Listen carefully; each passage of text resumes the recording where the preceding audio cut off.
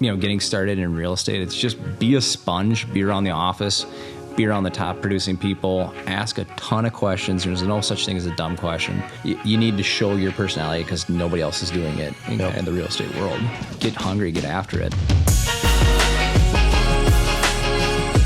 Welcome to the MediaCore Minute Podcast. My name is Josh Langmaid. I own a video agency here in Rochester. I'm joined today by R Fleming. Drew is a entrepreneur and business owner. Started and now owns Narthos Real Estate. And you are also a partner in R Fleming Construction. And it's great to have you on today. Thank you for having me on. This is very exciting. Absolutely. It's been a while. We were just talking about that. Yes, It has been a while. A lot of things are going on, though. Yeah. A lot of things are finishing up. A lot of things finishing up. Yeah, on that last stretch there. Yeah, I think getting married, selling a house, and building a house and moving into that is a lot to do in a calendar year. But why not do it all in 6 week span? Did you learn a lot through the process? Yeah, I learned a lot through the marriage process of what you want. And you're still married after all of that, so that's good. Month and a half into that. You learn a lot through the marriage process, but I mean, also the selling your house and building a house is quite an experience too. I mean, I get to tell people how easy it is and how fun it is every day. Do it yourself. And then you have to do it yourself, and you realize what the pain points are. Yeah. But yeah. Well, it's good. I mean, that helps you put yourself in their shoes then. Without a doubt. I mean, I think the key component of any business is figuring out the pain points, kind of recreating and evolving from there. So, I got to represent myself and the people that bought my house, which was kind of interesting. Weren't any pain points. Oh, that is interesting. Yeah.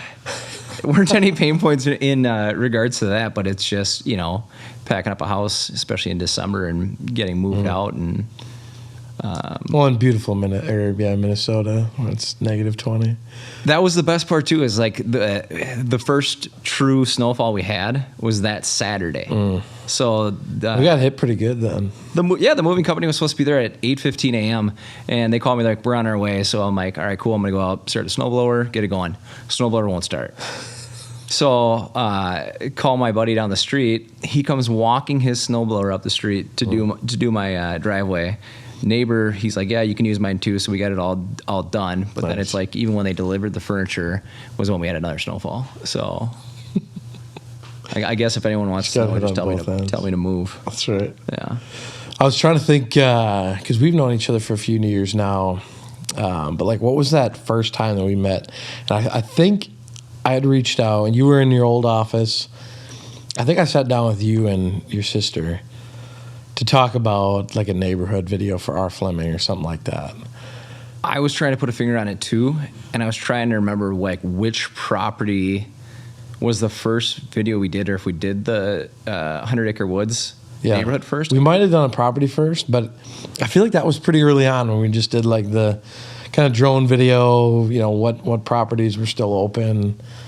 And I was thinking about that this morning. Literally, I was trying to remember like the first time it's been a while. We met, because I remember it was one of the model homes when I met your brother first, but I met you previous. Yep. And I couldn't remember the first time that you and I had met. I think I was just sitting down with you too and didn't know a ton then. But your business has quite evolved since then, yes.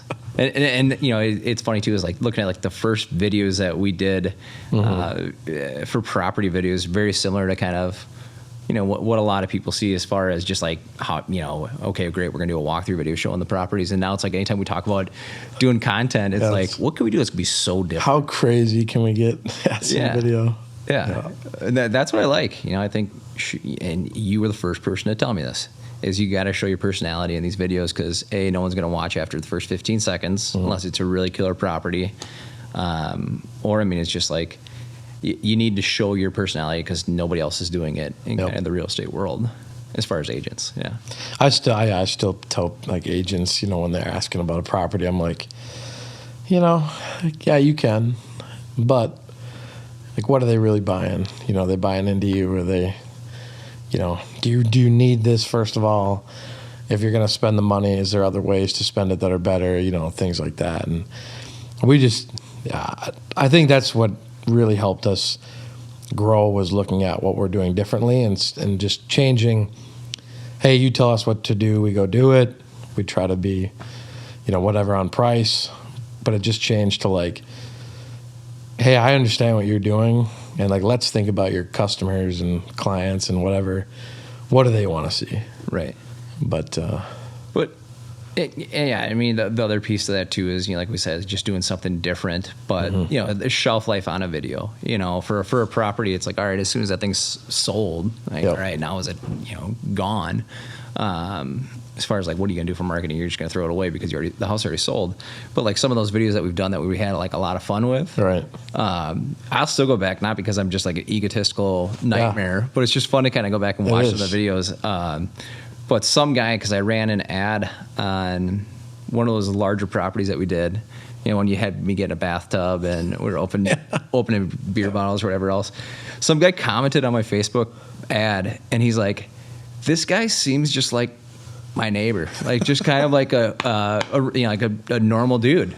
I love that. And as soon as I saw that, it's like, the love button had just came on Facebook, so of course I loved it. I didn't like that, and like that's what we were trying to bang home. It's just that's fantastic. Yeah, we're not going to be uptight and be this professional, and we are professional, but like be this. You can call it a shadow or a shell of what we are. We're just going to be this smile with a tie type person. Like, let's show our personality. Let's have some fun with it. And that guy got it. So that was cool. That's fantastic. I didn't hear that story. Yeah, I love that. Yeah, it was like my favorite comment I've ever received on like a professional post. So no, that's legit. So yeah, we got a good amount of stuff to get into today. But I wanted to start obviously with just some of your history before we get into the companies and what you're doing now. Did you go to college? I did go to college. Where was that at? Somebody actually that was helping me move actually broke my diploma. I'm not kidding. Oh, jeez. Which was kind of funny too, because I was like, that was actually proof that I graduated college, because my mom still probably doesn't believe that. I went to the University of Minnesota Duluth, up in the colder parts of Minnesota. Oh yeah. I studied political science. Which interesting. Yeah, all that really teaches you is just how to argue your opinion. But no, while looking good. Yeah, no, it's political science is fun. I used to really be. What was the end goal at that point? Like to graduate? Yeah, go into what though? I had no idea. I had buddies that got into like helping out with like campaigns and doing some of that, and I think he's a second cousin. He's a state senator. His mom is the assistant to the Senate president, or she used to be. So I kind of like thought that'd be kind of a cool idea. Yep. I mean, the government's never going to go broke, so why not? Those checks are not going to bounce. So I mean, that was kind of what I was thinking there. But as soon as I graduated college, I interned on a campaign. I couldn't even tell you who the candidate was or what we were trying to accomplish. But like the first week, they were like, "You're going to sit down. You're going to call these 200 people. They don't want you to call them." No, absolutely not. Yeah, so it was short-lived. Yeah. Have you heard of this person? Yeah, I don't really care. That's exactly it. Yeah. But somehow you got to be passionate about it, and you've never met that person either. So that's hilarious. Yeah. So you got into that. What did you end up doing as kind of like your first job, a real job, I guess, or out of college? First real job I got out of college. I sold advertising for Yellow Book for, I think it was like 11 months. Very, very tough industry. Their training program was outstanding. But I mean, that's a grind. I mean, you're literally going door to door with essentially an outdated marketing platform. Like, hey, when's the last time you ever used a Yellow Book directory, Yellow Page directory? And you were telling people that they need to be front page on this, and it was a big deal. Got my teeth kicked in for a year doing that, and said this is not going to be my career path. You probably learned a lot, though. Oh, you learn a ton. Just communications with people that aren't excited to see you. Communication with people that aren't excited to see you. You're dialing in a sales pitch. You're understanding. There are tidbits in there that it does make sense. Like a roofing contractor, if this ad's going to cost him $500 for the year, if he gets one job from that, your ROI is insane. An attorney, the ROI is insane. So it's learning how to make that pitch where it's like, certain, you could say MediaCorp, for instance, they shouldn't be in the yellow page directory. It makes no sense. Especially nowadays, a lot of people are going to use the internet, but you learn how to kind of manipulate your pitch to make sense. Like, okay, if I can show this guy that this $2,000 investment is going to bring him a 700% ROI, yeah, you'll jump on that all day. So that was good training, and that was a lot of fun. But then after that, I segued into the wine and spirits industry, which I still love. And I know you enjoy your wine. Yeah. I actually did not know how to open a wine bottle when I got into the wine business. I won't say wine and spirits because I strictly sold wine. Yeah. But yeah, I did not know how to open up a wine bottle. And you're talking about like the cork, right? Yeah. Literally did not know how to open up a cork. Right on. So thank God they had those screw tops. But no, Drew's going around shopping. I got to make sure this has a screw lid on the top. Yeah. I'm gonna go on a date tonight and not be able to open this bottle. Deal closed. But no. How long were you doing that? I was in the wine industry for, I think it was 6 years. You were asking me how old. It's a good amount of time. 6 years. Yeah, and I started down in Rochester, and my now wife at the time was my girlfriend. We moved up to the cities. We're living in downtown Minneapolis. I went up there, was working for the same company, selling wine. She was working at the University of Minnesota, which is a different world, calling on larger accounts and selling a lot more wine. But it was fun. It was a blast. And you got to drink wine. Got to drink wine. They paid for us to, study for stuff. You'll hear like the courts of sommelier. I got my level 1 through the courts of sommelier. Which I think is sick that you have that. But I don't know why. It's just like cool that you have that. It's so cool. But like, I think that wine is so much like politics too. Is you're just arguing your opinion. It's like the people that can blind taste something and say like it's from this region, it's this year, and it's like a top producer. Like that's really, really cool. But for the most part, not many people, like the greater percentage of America are wine drinkers. They don't know what they're talking about. It's just, hey, at the end of the day, hey, do you like this wine? Great. Right. Yeah. Yeah, I have no idea like the differences. Whatever you've told me to, and I'll stop in a store and I'll literally call you. Or call me. I've done it like 3 times. I'm like, Drew, I'm in Total Wine. What am I doing? What should I pick up? And it's been fun. Just since we've talked about that, I've definitely drank more wine than I ever have before. But yeah, it's good.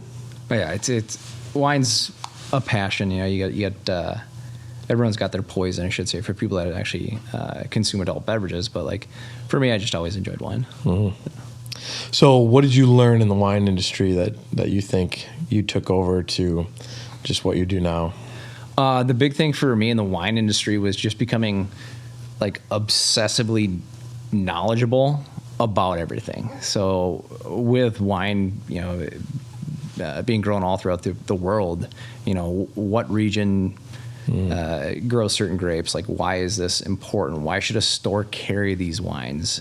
You get into sales pitch too of being like, all right, this price point, you buy XYZ cases, you get this price break. Like that's cool, but anybody can do that. I think it's the truly being so obsessively knowledgeable about winemakers, wine regions, where you can hand sell to people. Like, you said, you're like, you call me or snap me and ask like what to get. But like, we would sit in these stores on holidays and like people would come through and you're trying to sell them like, $200 bottles of Cabernet. Well, like why should they pick that over something else? Like if you can just hammer all these little tidbits and knowledge to people enjoy that because wine's an experience. Absolutely. A lot of people, it's just like, hey, I like to drink red wine like me, but it's an experience. There's a story to it. So, and it probably, it also shows just like, even as an employee, that it wasn't just a paycheck, it wasn't just a job. It was like fully immersed. Yeah, I'm going to take this on and be the best at it in what I'm doing. I wanted to, how the wine world segue into real estate is kind of interesting too. But I wanted to run that company. Like And and that was never going to happen. They're the biggest distributor in the U.S. There's people that were in the industry for 30 years. Like, you're not just going to, take some 24-year-old that thinks he knows a lot about wine and like, yeah, he should be able to run the accounting side and understand what's a good purchase and who we should hire and fire. But no, I really enjoyed that industry and thought that was going to be something I stayed in forever. But so how did it end? I told them, I said, if I'm not promoted by the end of this year, I'm leaving. If I don't own this, no. No, yeah. If I don't have a percentage of ownership in this company.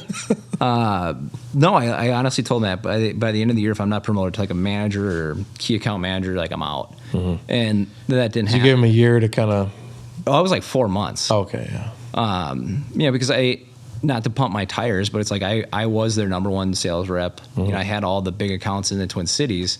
So it seemed like kind of a natural progression. And when that didn't happen at the end of the year, the sales manager, who was a friend of mine, like quite a bit older than I am, but like we talked all the time. We'd have drinks, go out to eat, whatever. He knew that my timeline was the end of the year, and he came up to me. He's like, "I know you were talking about leaving. Mm-hmm. Give me a few months." And I trusted that guy. I was like, "All right, cool." So we set a date. It was like the end of June. I gave him 6 months, and literally. The end of June comes up, and I literally walk in his office. I go, "It's my 2-week notice." Really? Yeah, and he just kind of smiled, and you hear people telling stories all the time about like, if I don't get this, I'm just going to leave. And I look back at working in the wine industry. They should have fired me many a times. Nobody should be telling anybody like, "Hey, I'm so awesome, promote me." But it was good. And then as soon as I get handed my 2-week notice, I started taking my real estate classes. So interesting. And there is a difference, I guess, from going like giving them an ultimatum and then going, "Hey, I am producing a lot here. Like, can we talk about a promotion?" Because I did that at my previous company too. I was busting my ass, and I was outperforming what I thought was most people, and it was just like, can I move up? Can we, so like, and I did, and I moved up, quite a few times, and more than they actually typically do. There's only like, you only get like one raise a year at the company, and great company, but like I got, I think 3, most years, and it was just like, this is good, but it kept me motivated. Like I was growing, hustling, whatever, and, but it did get to a point where it's like, okay, now I can't move anywhere. Now I feel stuck. I'm too young. I gotta be doing something. Climbing the totem pole. And that's what it is too. And I mean, working for that company, like they would give you kind of that corporate pat on the back all the time. It was a commission position, so it wasn't necessarily like pay raises, but they'd tell you like, "Hey, like keep it up. We see what you're doing. Like, the next opening, you're gonna get promoted." And I understand you can't have 25 managers and 5 salespeople. Right. There's someone that has to kind of leave in front of you in order for you to have that position. But I was impatient, apparently. So you got the license, and wine to real estate. What was the thought process there? So my family, my dad has had R Fleming Construction, the home building company, since 1988. Did he start it? Yeah, Bob started it. R Fleming stands for obviously Robert Fleming. Yep. How they came up with that name is funny too, and it's interesting. Is like my brother, his middle name is with an R. My middle name is with an R. Yep. So those kind of work to continue through like the R Fleming transition or name notoriety. But yeah, it was one of those things where it was kind of like I never wanted to get into real estate or get into like the home building thing because like you grow up in Rochester and everyone just kind of assumes like, hey, you're gonna come into this, right? And it's just like, yeah, like this is just a free handout or something like that. Yeah. Like, you'll just take over the company or whatever. And the idea, like, people think it's handed to you. I never wanted that. Mm-hmm. I'd rather make things harder on myself, or at least think I'm making things harder on myself. Yep.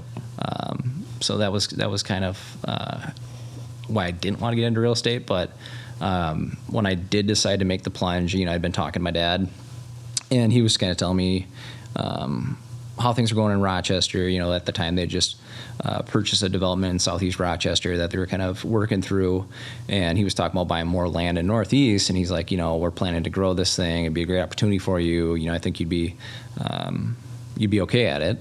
And I was... You'd be okay? Yeah, I'd be okay at it. And I was talking to my now wife, and then she's like, if you think it's a good idea, like, I don't necessarily, want to leave Minneapolis, but, if you think it's a good idea, we'll do it. And we just kind of jumped in head first. Nice. Yeah. So how did that look? I mean, Dad's operating R Fleming Construction. You're in real estate now. What did that look like for you? Like, were you, I don't even know, like, what brokerage were you, like, technically under? Right when I got started, it was Edina Realty. Okay. I mean, that's the interesting thing about, like, real estate is... Because, for me and just anybody listening, if you get your real estate license, don't you have to have it always under some... Brokerage. Yep. You got to have it underneath a brokerage. And, the brokerages are going to be, Edina Realty, Remax, Counselor, Keller Williams, Caldwell Banker, Narthos, which is the company that we started a year and a half ago. Just means that you have to have a primary broker, somebody that kind of takes all the responsibility for the people, the realtors underneath them. Yeah. So started with Edina. How long was that then? Edina would have been, a year and a half, 2 years, something like that. So you weren't with them all the way until Narthos then? No. We were with Edina for a while, great company. Went to Better Homes and Gardens, which is a national company. We brought for Minnesota, they're based out of like Chanhassen. So we had them come down here to Rochester. We actually had the office space, so it was kind of more so like we just cleared our deals through them. Yep. And then, they kind of left us alone, which is nice. But that is, yeah. Great company. I like Better Homes Garden too. Went on one of their retreats down to Aspen, Colorado. Nice. A little place called Aspen. But are you skiing down there or what? I've never skied in my life. Did you try it? No, I think maybe I should go to somewhere around here. I did go snowboarding in Duluth when I was in college. But no, it's like, all these big brokerages, they have these national powwows that you can come to and kind of get amped up. They'll bring, all hyped up. Yeah, some cool motivational speakers or business coaches in. And we were with BHG, Better Homes Gardens, and then we started Narthos a year and a half ago. So, thought process wise, did you always want to kind of have your own brokerage? Did that just come about just through the years of doing real estate? Like how did it come to fruition?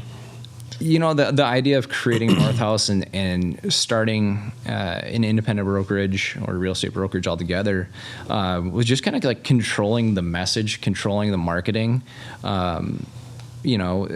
Certain real estate's a very, very, very old dog, and it's slow to learn tricks, and they don't adjust how they market. They don't adjust, many of the things that they do. There's so much technology these days, and if you're with a huge national, they're a little bit slower to adapt to some of the technologies. Right. So if you're, everything takes longer when you're bigger. 100%. Otherwise, you go out and do it on your own. So, if you're start your own brokerage, you can control things and pivot pretty quickly.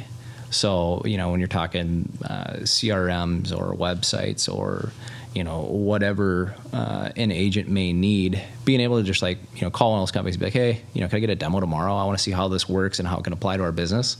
I think that's really, really cool. Instead of just waiting for approval. Yeah. Yeah. You could be a licensed agent and you are really interested in, some form of marketing, and you hope your company creates it, but how can you ever get that message through? Yeah. So it's difficult. It's nice to be able to have that mobility. If we want something, let's just go do it. And marketing the way that we want. Right. So, how do you think? Now that you've been operating Narthos for, what'd you say, a year and a half now? Yeah. What do you think sets you guys apart then, just in the industry? Because you're still, buying and selling homes and stuff like that. But, agents kind of come and go between brokerages. If I'm a home buyer or home seller, do you think it's much about the brokerage or the person? I think it's a lot more about the person, and we've said that forever. Like myself and a few other guys in the office, is just like, the brokerage is not going to sell your house. You put whatever name of the brokerage sign is in front of the house, they're not going to call that brokerage. They do, but it's like, that's not the reason the house sells. It's the person. It's obviously market conditions, all that other stuff, but the listing agent that you work with should be somebody you trust, somebody you know is knowledgeable, is well respected in the community, gets along well with other agents, does their homework. So it is 100% on the agent, not the brokerage.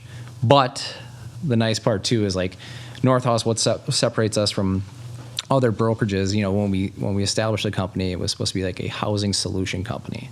So, we have the buy sell. We can help people buy homes. We can help them, list and sell their homes. Renovation was an important piece too. With us being interlinked with R Fleming Construction, say we go show somebody a house that's $200K and their budget's $300K. R Fleming Construction can purchase the house. We can do, all the renovations and then sell them the house for that $300,000. Instead of somebody having I'm going to buy the house for $200,000 and I'm going to have to figure out my own financing, you know? So it's like, am I going to get a home improvement loan, or am I going to, just kind of try to piecemeal us together, which never ever works out for the best. So the renovation division or renovation piece was kind of what sets us apart. Build, there's a lot of builders in Rochester. I think the number is like 128 builders, something like that. Really? Yeah. Oh. And I didn't know that. It's a ton. I don't know if that's the number right on the head, but it's definitely more than 100. So having the building aspect of it too, of being, we can build anyone a home. We have model homes to work from.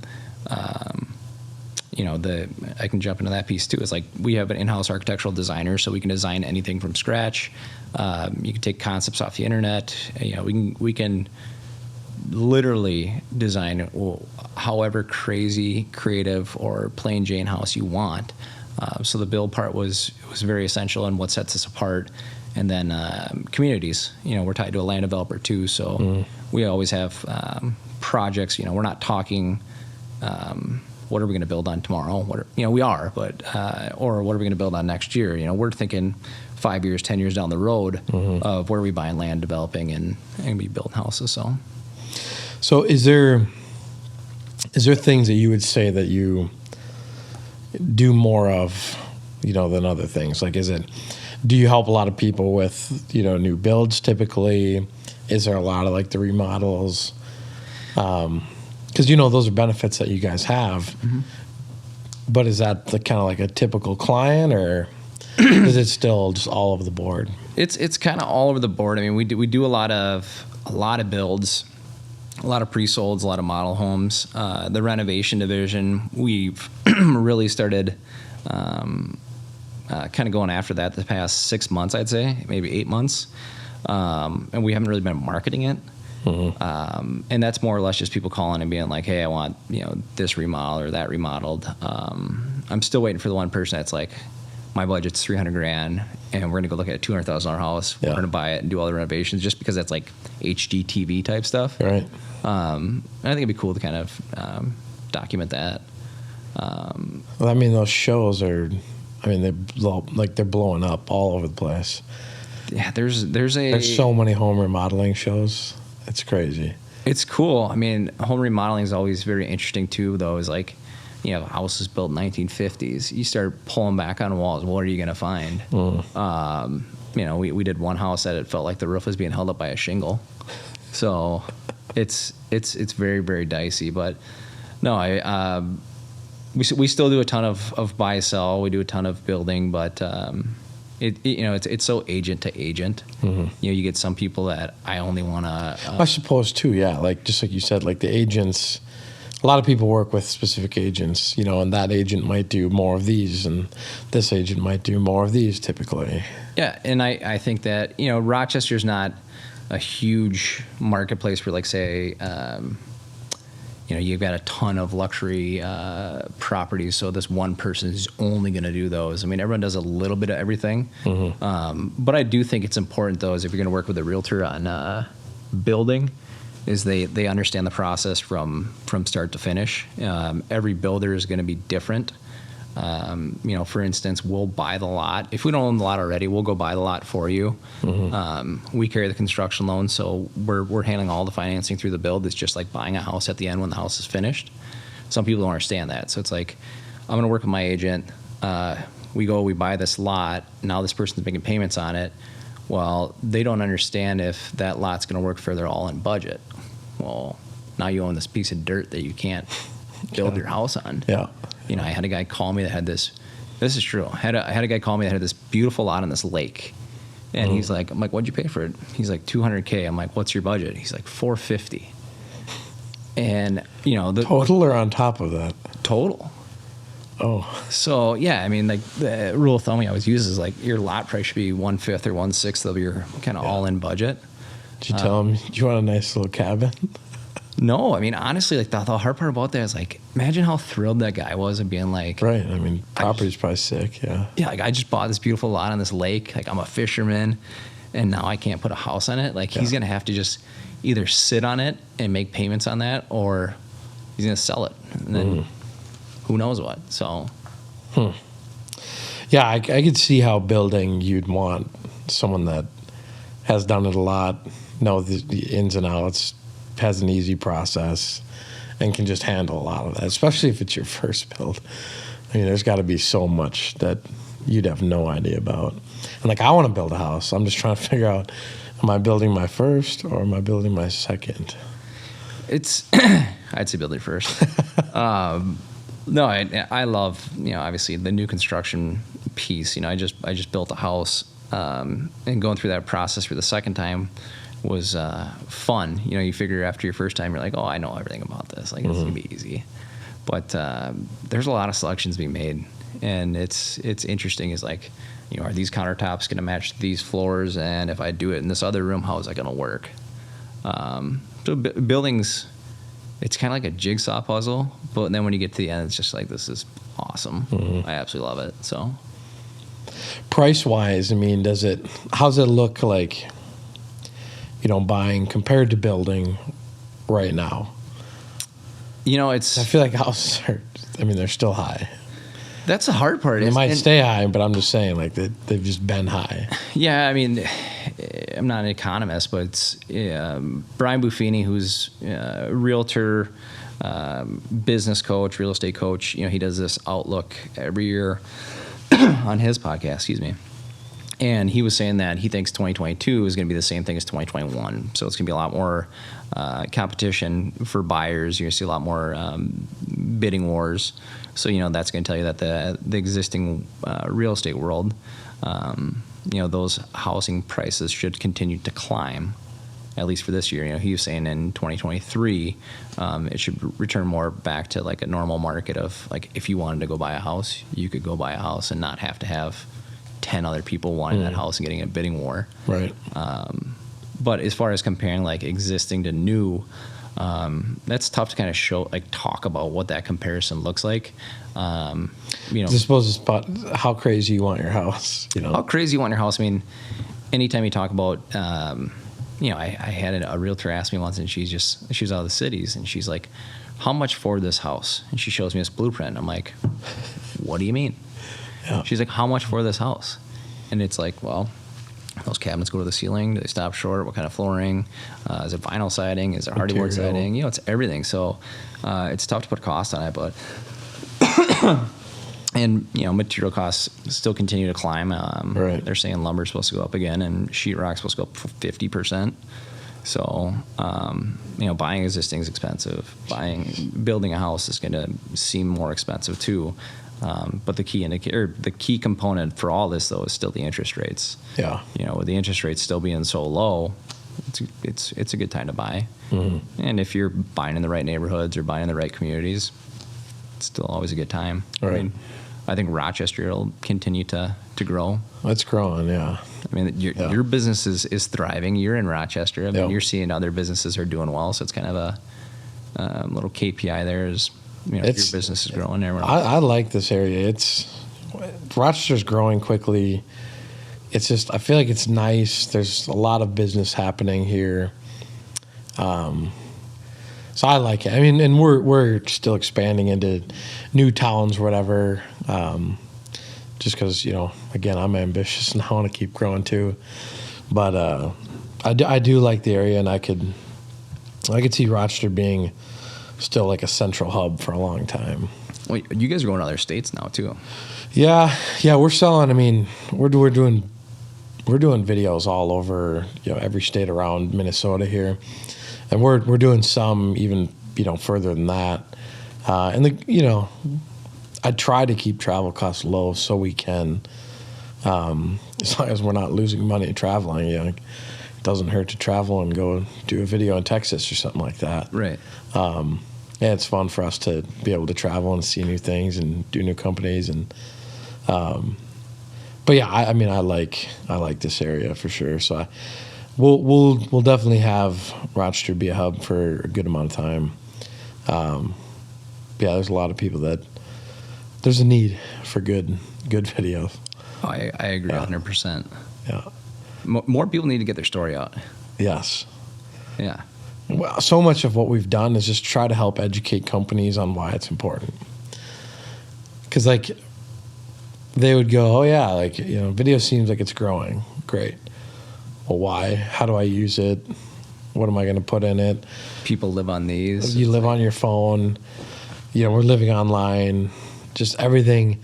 But if it seems like, oh, it's going to be too much of a hassle or whatever. So part of it is like education. Part of it's just like, hey, we have a easy process. You're going to enjoy working with us. You're going to love the end product. Things like that. We just try to make it as easy as we can for people, so it there isn't all these things we have to overcome to get a deal done.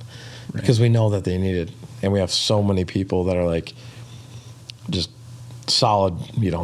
We have people some of our testimonial videos of our clients are just awesome, and I try not to go to those because I'm I don't want to pressure you. You just tell your story, tell your experience with us, and they've just been fantastic, and that's fun for us to see. And I'm sure for you guys, you get people coming back and buying another home or wanting to sell and just writing reviews or whatever, and there's nothing better when you get to enjoy what you do, help other people, and then they have such fantastic experience. They tell you that feeling is just awesome. Oh, 100%. But then it's also getting into, business by referral. Help. I mean, I know a lot of people. I've either, told you to reach out to them or they reached out to you. It goes hand in hand. I had a great experience, so I told someone about my great experience, and they want to experience that great experience. Yeah. So see what it's all about. Yeah. Same thing with real estate though. As it's if you treat your clients well and you do a good job by them, and I really, really like working with my friends, representing my friends, and then having, them refer, one of their friends to me, not just because it's hey, cool, that's how I pay for my life is selling houses, but it's hey, if you were referred to me by XYZ person, I know that person's a really good person, and I like that person, we're friends, I'm probably going to get along with you, so now I got a new friend. Right. Right. I'm kind of one of those weird people. I did one of those personality tests, and I'm a wooer, win others over. But I enjoy people. Right. Some people say that it's complete bullshit. They're just setting up for something else. But it's I could do this job for free if it was just literally talking to people and making connections all the time. I love that. Right. You can tell my mom's son right from there. She will talk an ear off you. She loves that. So. And you can see it when.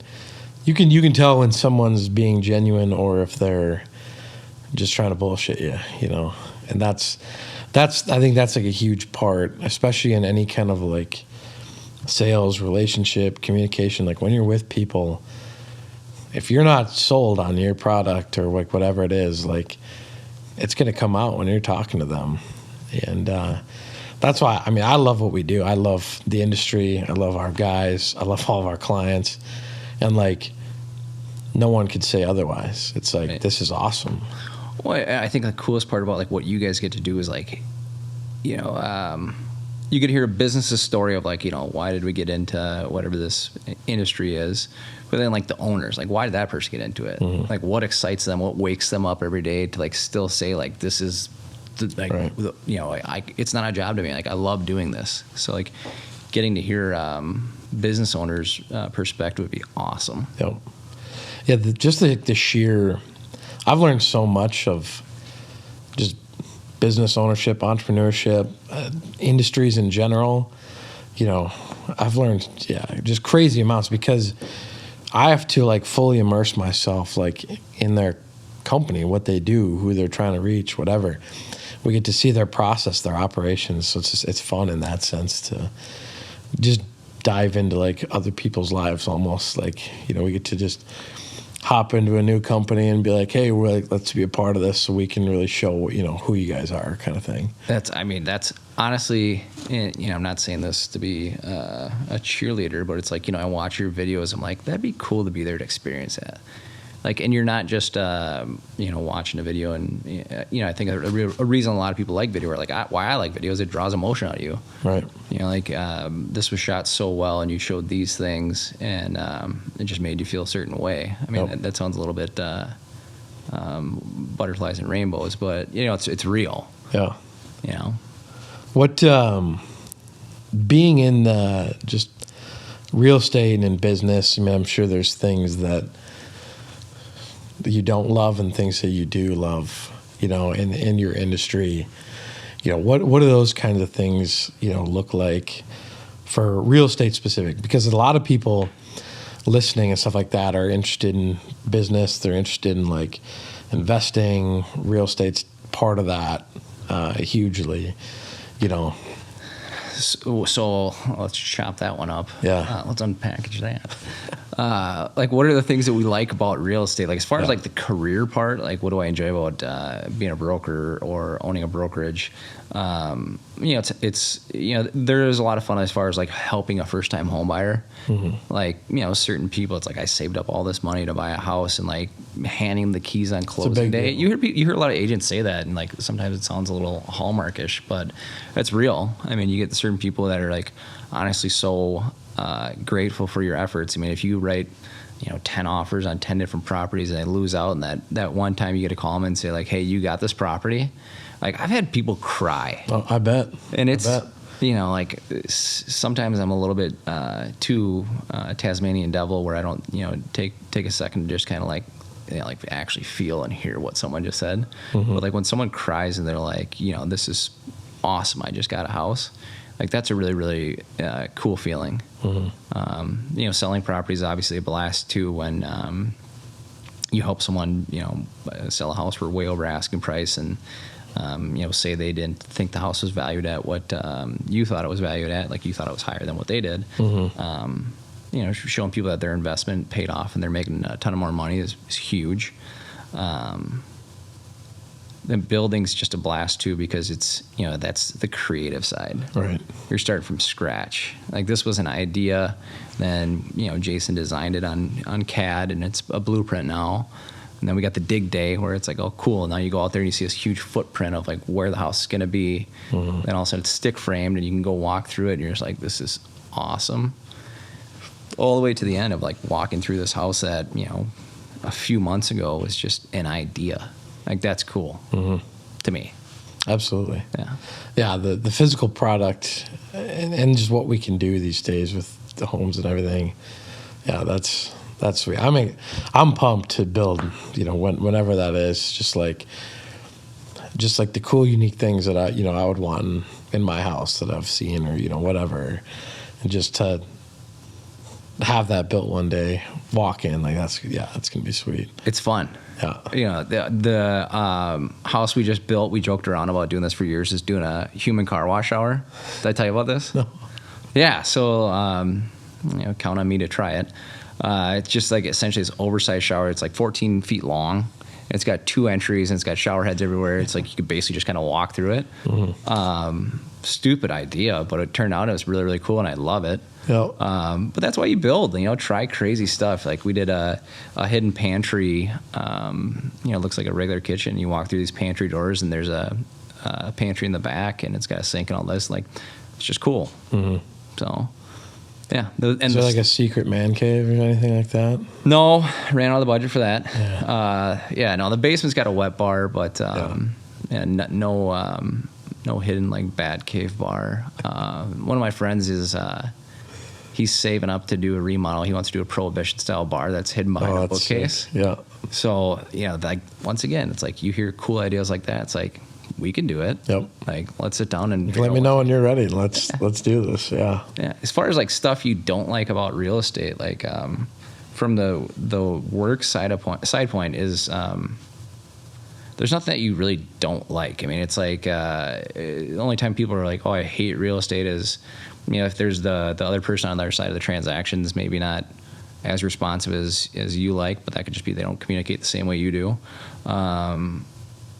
Or it's just, market conditions, having to tell that person that they lost out on our house. Like that hurts. You get frustrated, and, you worry as a realtor as, do they think I'm not, good at my job or whatever else. So, there's no such thing as a bulletproof offer. Hey, if we write this, they're going to accept it.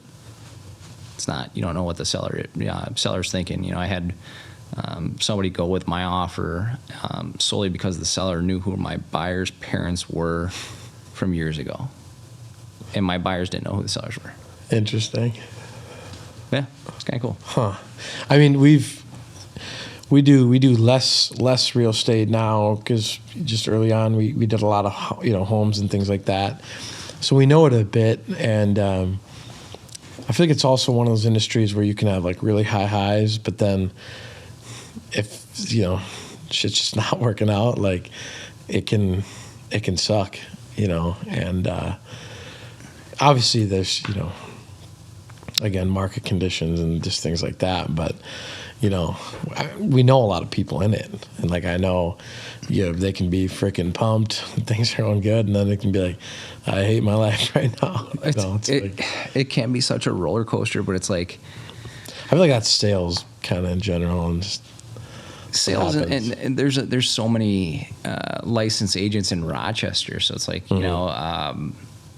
obviously you get to meet a lot of real estate agents because like what you just said, you work with them, but how many of my friends got into real estate and then it's like 6 degrees of separation or whatever. It's like, all right, our clique, people I went to high school with, they could ask, they could work with me, they could work with this person, this person, this person, this person.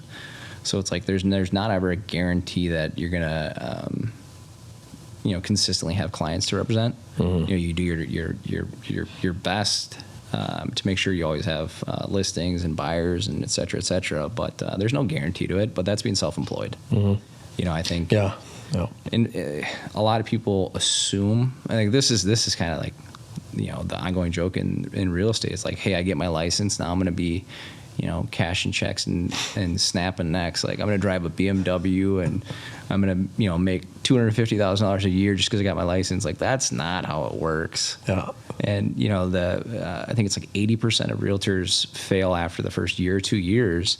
And it's sticking with it. It's activity creates productivity. Doing open houses, marketing, doing videos, getting outside of your comfort zone. Doing a podcast. Right. Right. But is this out of your comfort zone? No, it's you and I sitting in a dark room. This is class. No, I have no issues talking, obviously. Yeah. But I love these. These are so much fun. See, I've been on other podcasts, and we won't go into that. Yeah. No, podcasts are really, really fun, and obviously, like you did your homework, and you've got kind of a great little structure to how you're running this. They can get awkward if there's no structure. Super awkward, and I honestly think like the host has to be so good at like guiding conversation. So kudos to you. You are wonderful to talk to. Thank you. Well, sweet. Let's segue into. I always like to touch on like motivation. You know, being an entrepreneur, self-employed, starting a company, you know, whatever it is, it's like you have to have like a lot of self-motivation, because just like what we said, there's a lot of bad times, you know, with the good times. What keeps you just going and excited? Because like you're a person that I've never really seen like down or, you know, pouting or, you know, whatever, and it's just like, what gets you going? Man, you haven't seen me this last month. Highball energy drinks and my ADHD medication. No, like my dad always had the phrase, "Never had a bad day," and I think that, you know, so much of life is perspective. I think you have that choice. Absolutely. That choice in the morning of like, are you gonna have a bad day or have a good day? You know, if you start off in the negative mindset, it never leaves you. And you know, you have a bad day, that turns into a bad week, then it's a bad month. For me, it's like I feed off of energy. I wake up in the morning and I'm high energy from ding to dong. So luckily for me, like I got a bunch of my friends that work with us. So getting to be around those people all the day and like interact with them, and you make them laugh, they make you laugh. But as far as like continuing to push the envelope, or, you know, whatever we are doing, want to do something different or try new things. You know, I love being creative. Like I'm not good at drawing or anything like that. I can hardly write my name, but I like the idea of like let's try something different. Right. You know, whether it's a marketing idea, whether it's a business idea, whether it's, you know, designing houses with Jason. It's like, let's try this. Let's try the human car wash shower. Yep. Let's do something different. Like the same old monotony of life is boring to me. You know, I say a lot of goofy things just to try to get people to smile, and I've tried to do it a couple times right now. But I think you just gotta have fun in life. Yeah. And I think that's a motivator for me is, you know, if I'm having a good time, everyone around me's having a good time, and that reciprocates, we're back to having a good time. You're gonna enjoy it a lot more. Yeah. Heck yeah. You enjoy your job, you enjoy conversations, you enjoy everything in life. So yeah, man, I've got an appetite for being happy. That's my motivation. Appetite, yeah, for being happy. I like that. Moving on to there, just like with, you know, you got two different companies that you're kind of a part of. What's the future look like for Narthos first, and then we'll kind of get into R Fleming. Yeah. So for Narthos, it's, you know, add some more agents, but we want to do it correctly. You know, I think a lot of brokerages, it's just a body count. Keep adding people in, and you know, 1 out of 10 or excuse me, 2 out of 10 will turn into a decent agent. You know, to me, it's like, you know, you bring somebody in, you're responsible for that person. Like if they starve, that's on you. So I think, you know, bringing a couple other people in, you know, I hate the word training because so many people just talk about training. But, you know, providing opportunities for people to be successful real estate agents and be like successfully self-employed, I think is the better word there. You know, if you're successfully self-employed, you know, the income's there, you're making money, but like, you know, you can have a work-life balance. I think bringing some agents in this year that want to work, you know, it is a grind. You know, want to get behind buy, sell, the build aspect, you know, if they want to do the remodeling. You know, that's what we're kind of looking at for Narthos this year. We want to start looking at different marketing ideas, doing more video. You know, how do we put more personality to the brand? That's gonna be big this year for Narthos. I feel like you've always had a good team. Yeah, there's like, there's, you know, I meet new people going in, but like everyone that I've met, I've just enjoyed. You know, that's key. I mean, you hire a bad egg, and it's like, you know, as an owner, shit, I don't want to go to work if I got to go deal with that person. Right. So I think it's, you know, liking the people that you bring on board to work at Narthos.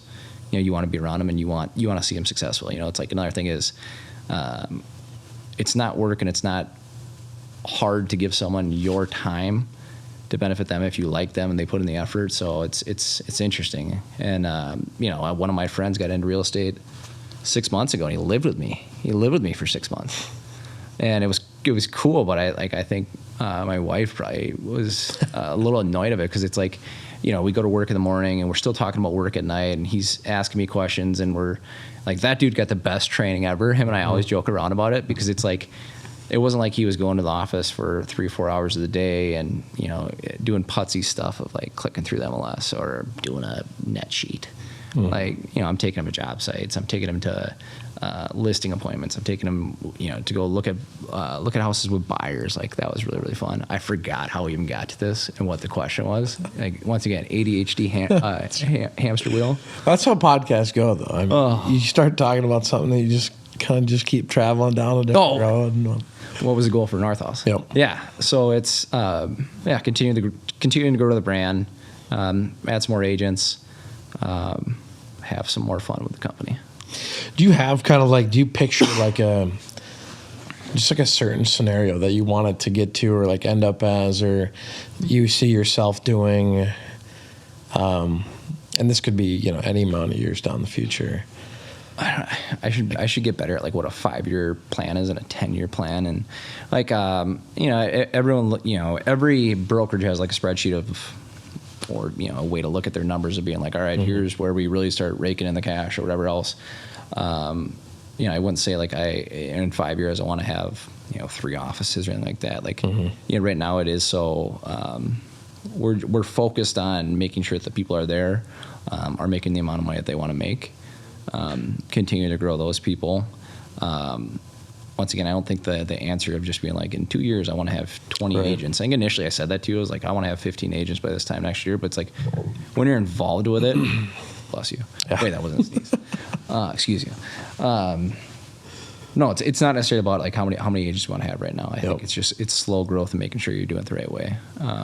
There's something about just enjoying the process. You hear that, but you don't always think that. And like I think a lot of young kids see this image of business and they go, I just want to get rich and not do anything kind of thing. And it's like, it's just, I mean, first of all, it's not realistic, but there's this false idea out there. And I feel like the people that are successful and stay, successful are like, they've learned to enjoy what they're doing, because I feel like if my goal was just to, as fast as I can, build a team and get out, like MediaCore wouldn't be what it is today, 1,000%. Yeah.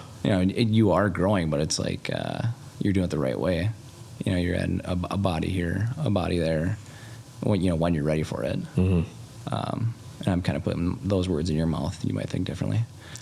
But it's just, I mean, I get up and I'm more excited on Mondays than I am on Friday. And like that should be a testament, because there's too many people that, I don't know, it's just a job, it's just a paycheck, it's just whatever. And you got to find something that you can enjoy.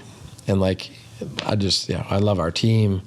Guys are motivated, and like, you gotta kind of create, I don't know, that life almost like while you're building it. And because I'm the same way. I'm not like, in 5 years this is how it's gonna look. Right. It's just like, let's do the best we can and continue, being better in our craft. Yeah, sharpening the tools. I mean, segueing off of that, it's just like 100%. Like, I just want to continue to, help people buy, sell houses, help people build houses, create more cool designs with Jason. Like, those are the things that get your rocks off. Mm-hmm. And golf more. Oh yeah, I love golf. I was going to intro you, true professional golfer. Yeah, no, people won't like that. But no, I mean, it's. I think it can continue to grow Narthos over the next, my lifetime. Right. Grow the brand. Have more signs in people's yards, and having it be, a local real estate company that people know, trust, recognize. Like, that's cool and that's important. That's fun, yeah. Just to have that recognition. Everyone still just always calls me North Rock though. So Jeff Brown, we got to have some negotiations here. He was first though. That's hilarious. I mean, I never thought of North Rock until we started also working with Jeff, and now I'm like, I gotta like really think like, okay, which one's Narthos? Which one's North? Okay, yeah, that's right. Him and I should switch jackets and just confuse everybody more. Yeah. Just swap everything. He's better looking. We still got to get him on here. Yeah. R Fleming, where's that going? Yeah, I mean, R Fleming is, you know, it's kind of a weird transition with my dad, you know, retiring. So Jason Halverson, myself, and Nikki kind of taking the strides there. Nikki Fleming, my sister. Mm-hmm. You know, it's just going to, you know, hopefully continue to evolve as far as, you know, building beautiful homes, new designs that people aren't used to seeing in Rochester. I think that's important to us, is like making sure like, A, you're building a beautiful house, B, it's sound, C, the people are happy. You know, we're not cutting corners and, you know, doing things for cheap and having huge margins and, you know, speed of doing 50 houses a year. I mean, you know, I think still just slow growth, you know, making sure we do it the right way. I mean, the company's been around for maybe 34 years this year. Yeah.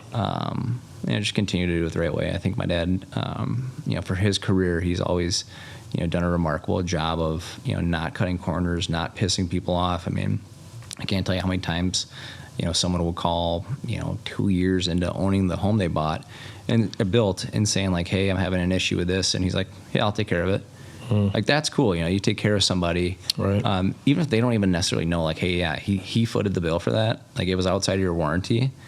Like, people just, you know, it's nice to be nice to people once again. Right. So it's like, you know, continuing that legacy of doing right by people. I like it. So we are, we've been on for a while. This is probably our longest podcast, I think, honestly. That's because it flew by. Well, you don't got windows in here, so it's probably 9 p.m. outside. One of the things we do at the very end, just again with listeners being in that whole business, entrepreneurial, you know, wherever they are in their careers and things like that, what advice, I guess, would you give somebody that's, you know, trying to get into real estate or maybe own a brokerage one day, or just earlier on in their career? You know, what advice would you even like tell yourself that you know, if you were younger? You know, I think as far as like from like a real estate agent standpoint or like a broker standpoint, I'll say real estate agent standpoint. You know, getting started in real estate, it's just be a sponge, be around the office, be around the top producing people, ask a ton of questions. There's no such thing as a dumb question. Most people are scared to write their first offer because, you know, it's going to be wrong. I'm going to get sued or whatever else. But it's like, get out there and get hungry, get after it. Do open houses, talk to people. You know, don't be salesy and be like, hey, you're looking to buy or sell a house. But it's like, you know, ask the questions like, you know, like, what do you like about new construction? What do you like about design? Do you like modern houses? Do you like craftsman houses? Like, but be a sponge, you know, don't just make it all about, real estate's not about you as an agent. And I think a lot of people have that backwards. A lot of people think it's, I'm so good at my job, I don't care about anybody else because it's just about my paycheck. Care about people, man. Like, honestly, like, be a little bit more human. That's what I would tell people. Don't do it for your paycheck. Do it because you genuinely hope this person has a great experience, buys a sound house, enjoys it, because you'll have a long, fruitful career. You know, people can sense that you actually give a shit, and I think that that's something that misses a lot of people in real estate. You know, I like it. Enjoy it, and live your brand. Like you were saying earlier, is like, you know, in real estate, it doesn't have to be like, I'm a realtor. No, like, you are a brand. Drew Fleming as a person is a brand. That sounds so egotistical, but like, you get what I'm saying. Is it's like, buy my merch here. But no, it's like, yeah, don't beat the pavement of, you know, making it so transactional. You know, have fun with it. Be yourself. That's what I mean by be your brand. Nope. Be yourself. Be yourself. Be you. I like it. Yeah. Well, Drew, thanks for coming on today. It's been awesome.